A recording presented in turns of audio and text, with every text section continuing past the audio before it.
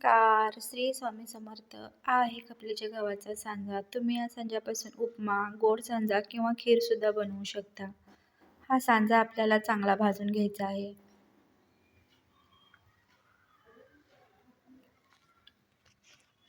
फोडणीसाठी तेल, मोहरी, जिरे, कढीपत्ता, बारीक केलेला कांदा. कांदा चांगला भाजला की टोमॅटो टाकायचा आहे.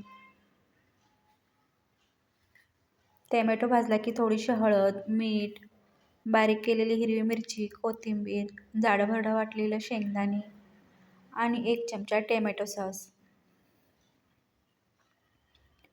तुम्ही मध्ये मॅगी मसालासुद्धा घालू शकता, त्यामुळे पण उपमा खूप छान होतो. हा उपमा शिजायला खूप वेळ लागतो.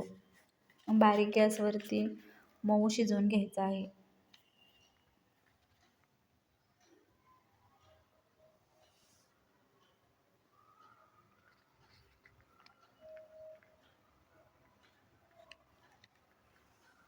तर बघू शकता तयार आहे आपला उपमा.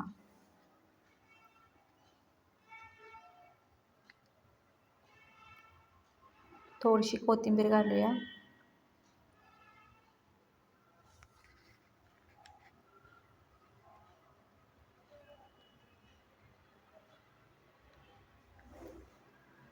ओलं खोबरं थोडंसं किसून घालायचं आहे.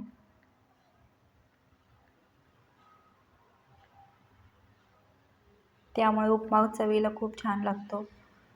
त्यावरतीच टाकायची आहे थोडीशी कोथिंबीर आणि शेव. तर बघू शकता आपला उपमा तयार आहे.